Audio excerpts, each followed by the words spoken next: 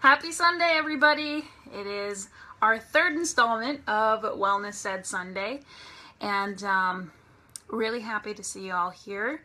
For those of you that are tuning in for the first time, I'm Dr. Aline Potvin, and Wellness Said Sunday is an opportunity for me to bring forward stories, letters, questions that people have for me, typically about the things that we don't talk about when we're talking about wellness or health challenges. And so this is an opportunity to say those things out loud.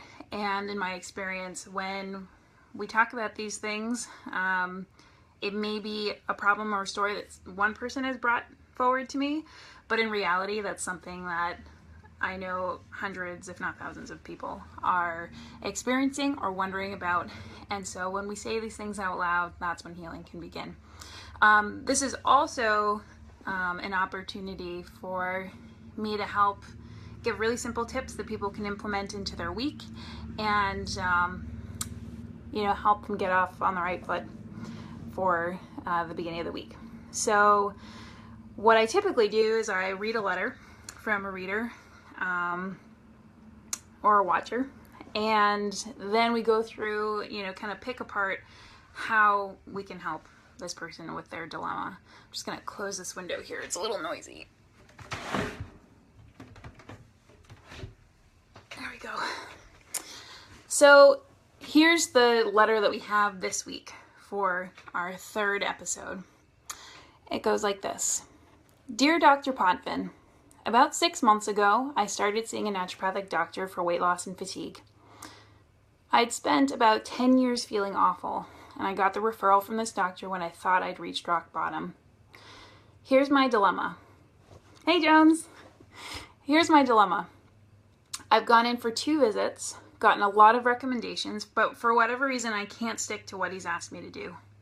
When I keep up with some of the diet changes, I take my supplements and I move more. I do begin to feel better, but my dedication is short-lived. I felt awful going back for my follow-up last month, having just barely implemented any of the recommendations, and I'm kind of afraid to reach out and set up another appointment because since that second visit, I've really fallen off the bandwagon. I know this is good for me, and I know if I do it, it helps, but now I'm totally embarrassed by my difficulty adhering to my treatment plan. Help. How do I summon up the willpower and get up the courage to go back to my ND, my naturopathic doctor? Signed, clinically unmotivated. Oh, that's a good letter. Well, I have a confession to make. There have been times in my life, many times in fact, where I procrastinated or I've gone grossly overdue on things. I remember I had a book out so late in my undergrad that they wouldn't give me my diploma until I brought it back. And I still waited 2 weeks after graduation to go in and return it. So in addition to paying the disgusting fine that they gave to me for it. So despite my fears, I got absolutely no flack from the librarian, which I thought I was going to get. And my diploma was ready for me the next day to pick up. So my brain, like a lot of others, tends to build up this hoopla over consequences for my own behavior. So I can really sympathize with your experience right now, feeling kind of embarrassed about going back in to see your ND. Now, the unfortunate thing is that even in the wellness and the preventive health industry, we still like to propagate this very persistent lie. And it is a lie. And that is that willpower and motivation is meant to be constant. And it is an actual thing that you have or that you don't. And if you don't have it at any given time, then it's a failing on your character. That's this lie that we tell in a lot of different industries. But here's the issue. Willpower is actually a dynamic experience that can change from 1 minute to the next. And secondly, motivation is a behavior. It's not an inherent component of who you are as a person. And I want people to hear that again and again. Your behavior is not who you are. End of story. Now, if we could all come to understand this, then I think we would have a much easier time dispelling that, the shame and the anxiety that you're feeling right now. That's essentially what kind of drags us down and causes us to drag our feet on things, instead of actually moving forward and, moving on with the things that could be very good for us in the end. So shame is kind of this massive killer in the realm of self-care for that very reason. So that was a really roundabout way of me saying that, you dragging your feet and feeling frustrated and stymied by resistance is a totally normal human response, especially when you make life-altering changes.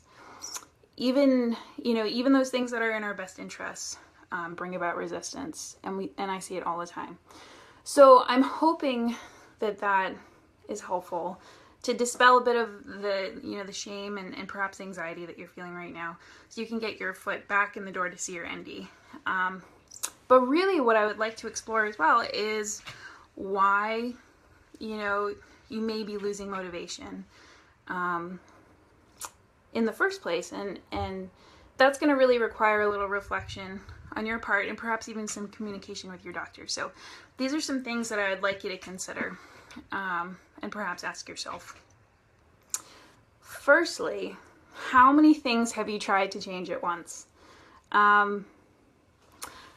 While large sweeping change obviously has its place, especially with chronic disease, perhaps setting in pretty quickly, sometimes people need to really chunk their changes. And I see this a lot in practice. As an ND, I can testify to totally accidentally overloading my patients. It's really easy to pile on a lot of homework when you can kind of see changes that need to happen, especially for, in the sake of efficiency. But in the end, I oftentimes have to go back and simplify the plan. And overwhelm is very, very real. But bear in mind that your doctor is looking at root cause, but also for long-term resolution. So that's where a lot of that may be coming from. So it may be a good idea in your next visit to have a conversation about actually chunking the assignments or the information that you're given, so that your changes are given to you in very immediate and smaller steps. Because my guess is that that's probably part of what's going on for you, is that you're being given too much at one time. And what I see often is that patients will gain confidence in doing smaller changes first, and then, they can kind of move forward with some of the bigger stuff or with more things. But that would certainly be something to bring up to your ND. Secondly, another thing that comes up for patients is, do they actually understand the instructions? You're not going to feel incredibly motivated to move forward on any, homework or suggestions that your doctor gives you if you don't actually understand how to do some of the steps. Now, I definitely, this is something that I spend my whole day doing.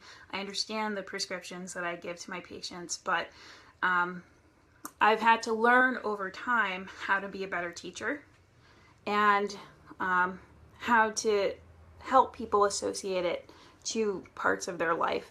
So you may need to, there's absolutely no shame in if there is confusion over some of the instructions that you've been given or some of the lifestyle changes, why you're doing some of the lifestyle changes that you've been asked to do.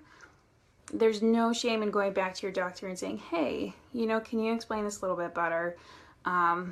Just so I can attach my own motivations to this as well. So making sure that you actually understand the instructions that your doctor has given you is huge. There's really nothing more unmotivating than trying to move forward with a task that you just don't even understand how to do. So third thing is, what is your actual motivation for making these changes besides, the general desire to get healthy? This is something that I have to get clear with, or I really like to get clear with my patients about, because it's important for me to understand And if we don't have a clear why when we go forward to make change outside of obvious medical necessity, then making changes will be much harder to accomplish. So it's important, again, to understand the instructions in general, but really understand why for yourself. It's important for you to do this. This sounds like it's been going on for you for a long time. And, you know, sometimes that length of time isn't impetus enough to really motivate us, at least on a more regular basis. But remember, motivation is not a constant. Willpower is not this solid thing. Fourth thing to consider is, what are your expectations about the pace of change? Oftentimes, I know with patients that I have that come in, there's often expectations about very dramatic change as we begin lifestyle changes. Especially when one of the goals is to lose weight. It sounds like that's one of yours. And, while certain parameters like, energy, those kind of things can improve immediately, and they often do, on average, the progress that we see is much slower. I'm speaking from my experience as a naturopathic doctor. When we work on chronic disease or chronic symptoms, the pace is oftentimes slower than a lot of people realize. And it's often hard for my patients to really keep up motivation when the results that they see aren't immediate, or the changes that they want to see the most are the last thing to fall in place, which is often the case. It's human nature to want immediate changes, and that can really push our motivation forward to continue to make change. But you kind of have to think too, when you're working with a naturopathic process, that for each year that your health has kind of been on the decline, it can take months even for there to be some major headway made in your goals. So sometimes we have to really think about our expectations for the treatment that we're seeking. And the last thing that I think is really important to consider as we're trying to understand why it's hard for you to remain motivated is also, are you making these changes by yourself? While you may eventually establish an excellent relationship with your doctor, and they may be a very good motivator to you, really a lot of our self-care and a lot of our health really depends on our social sphere. And typically it's necessary to have some sort of team backing you up with the things that changes you're trying to make. So if you've been trying to make some of these changes on your own and maybe nobody else knows about them, that can be a huge help with staying motivated, is having other people perhaps even doing this stuff with you. If you're meant to, go out for walks or be more active or eating certain things, eating your meals with others, exercising with others, just being social in general, that can be a huge motivator. When people can kind of be in that process with you, that can make a huge difference. So if you don't have anybody in your day-to-day life working with you on that right now, I highly recommend it. So those are 5 main things that I think could be helpful to reflect upon as you're trying to understand why your motivation is kind of low. When I was on my clinical rotations as a student, I did shifts in a variety of clinics in downtown Toronto, and most of my patients had little to no resources, and as a result, we had to be very resourceful with our recommendations. And in addition to that, we also had to prepare ourselves for a significant, potentially a significant failure rate in terms of whether or not patients would be able to go and do some of the things that we recommended. And I will say that it's in no other setting was it more evident to me that there was significant power in clear, simple communication and seemingly simple lifestyle recommendations. really significant power. And there's no shame in going back to your doctor's office and asking to go back to the drawing board. You know, Rome was not built in a day. And there's also no shame in being honest about your struggle and resistance with your provider as well. I, for one, really appreciate knowing the process that my patients are going through, because if I know, I can try to help. You know, so for all of you that are out there, I see that Patty joined too. Hi, Patty. For all of you who are out there, you know, perhaps at a loss with the information that's bombarding you from everywhere, or maybe even from a provider, there's a few simple things that I would like to recommend that you can start your week off with.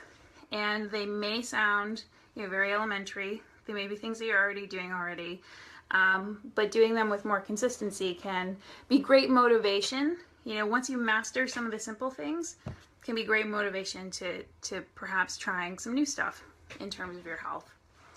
So number one would be, I would like you to try drinking 2 more glasses of water per day than you usually do. And out of the list that I'm going to give you right now, pick one thing to try over the next week, or maybe in the next couple weeks. So first thing is drink 2 more glasses of water per day than you typically do. The second thing that you could try is to eat 1 more cup of green vegetables of your choice per day. And I'm going to make a list of these in the comment section below, so you'll have a reference. The third thing you could try this week is to give a nice compliment to 2 people over the course of the week. And try doing that every week. The fourth thing you could try is to eat either an oil, a fiber, or a protein with each of your meals. And that helps keep your blood sugar even. That can help so many things. It's a very simple thing to integrate in.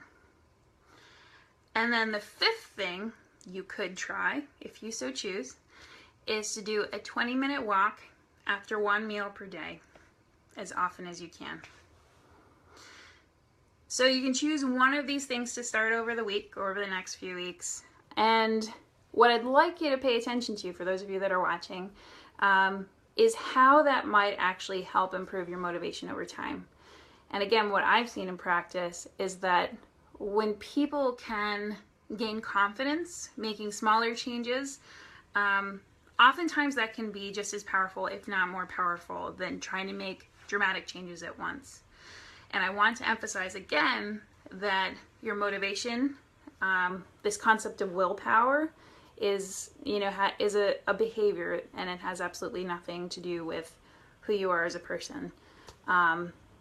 So keep that in mind as well. So thanks everyone for watching, everyone that hopped on tonight, and everyone that's going to get a chance to watch this later.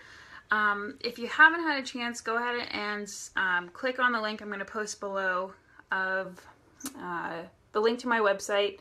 You can sign up for my email list. I have a lot of things going on over the course of September and October, even though we're almost all the way through. Oh, we're getting so close to being through September as well.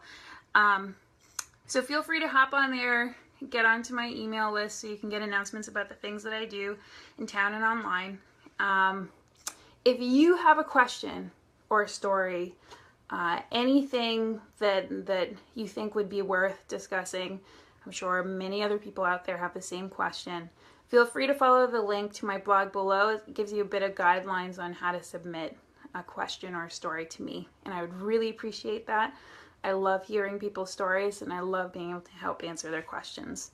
So really don't hesitate to do that. But I hope you all have an excellent week, and you're able to integrate one of the tips that I gave you today.